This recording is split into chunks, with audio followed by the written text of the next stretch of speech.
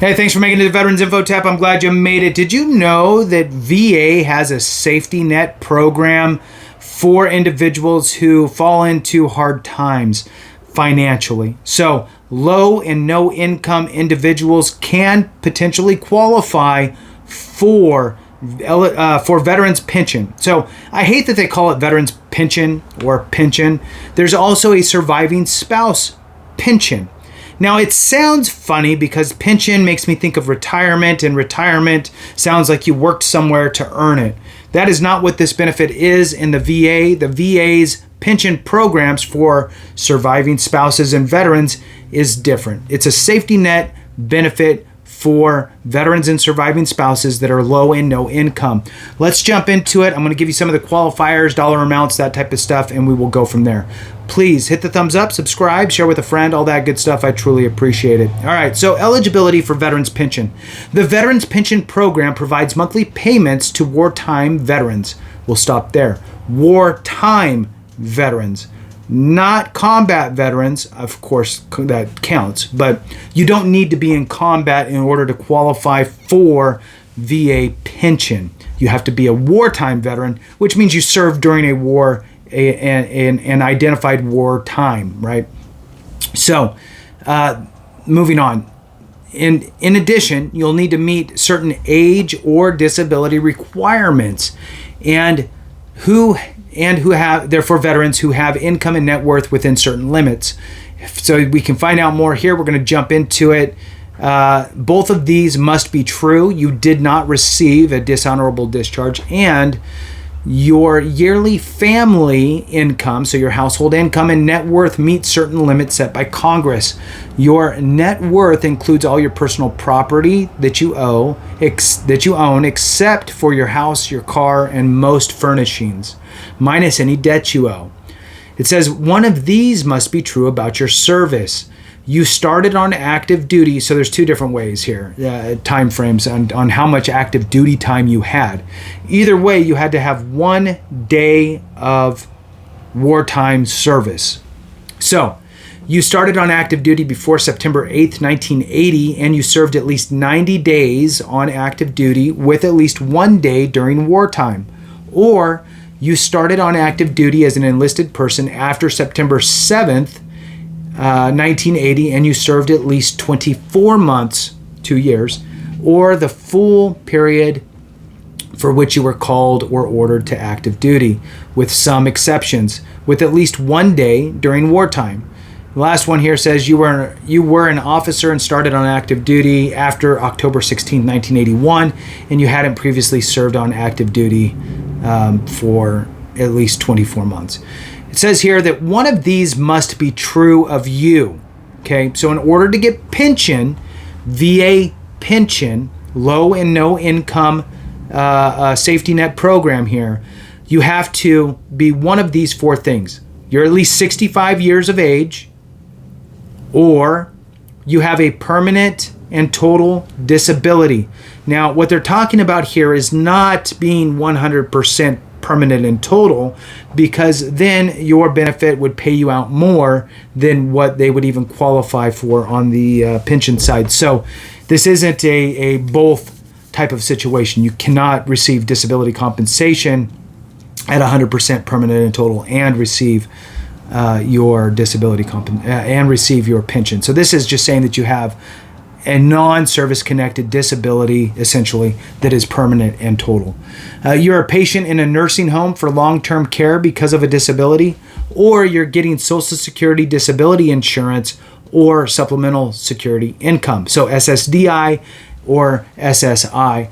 Usually what I've seen is one of these two things. It's either 65 years or older, or you're receiving Social Security disability or Social Security income, SSI. So those would be the two general ways that people get into pension.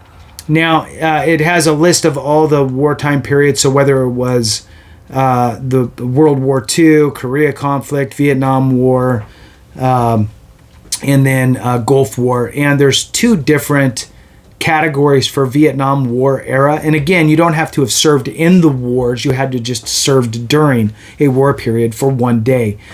So the two different ones for Vietnam War are folks that actually were boots on the ground in the Republic of Vietnam, and then others were outside of the Republic of Vietnam. So the outside of Vietnam had a later time frame as far as the start date was concerned. So really, you could just use the the Republic of Vietnam, and that's November 1st, 1955 through May 7th, 1975. So that's the time frame that they're giving for Vietnam War era veterans who served in the Republic of Vietnam. And again, this is just to get that 1 day of wartime service. How do you apply for this benefit? My suggestion is to always work with an accredited rep. You can also contact the VA and ask them for an accredited rep's information in your area. They can help you with that as well. As far as the dollar amounts are concerned, they have what's called the maximum allowable pension rate, and we're going to jump into that now. So the maximum allowable pension rate is a fluctuating number that changes every year. Currently, the maximum annual pension rate is effective as of December 1st, 2023, adjusted by COLA. And if you are a veteran alone with no dependents and do not qualify for housebound or aid in attendance, you're looking at $16,551 per year.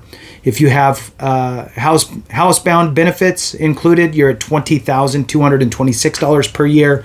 And then if you are qualified for aid in attendance, you're looking at $27,609.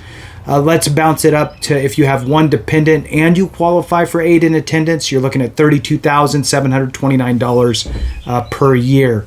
Now, the way that this works, and I'm going to use easy numbers here.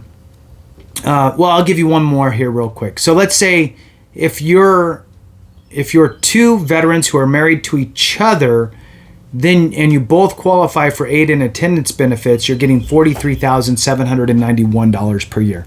All right, so I'm going to use easy numbers. Let's say that your maximum allowable pension rate is $20,000 per year. What happens is they're going to look at your income, whatever you have coming in. Let's say it's SSDI or SSI, and let's just say that amount per year is, to use easy numbers, $10,000. What they're going to do is they're going to say, okay, your maximum allowable pension rate is $20,000 if you have zero income. But because you have $10,000 of income per year, they're going to subtract that from your maximum allowable pension rate, reducing it to $10,000. Now you have a $10,000 a year pension from the VA, broke down into monthly payments, so $833 or whatever it is per month. Now, doesn't sound like much, but if you're in a hard time situation and you weren't able to get your disability compensation high enough to help support you, this could be an option for you. So thank you so much for watching. I appreciate it. Have a great one. And remember, if we don't take care of each other, something went wrong.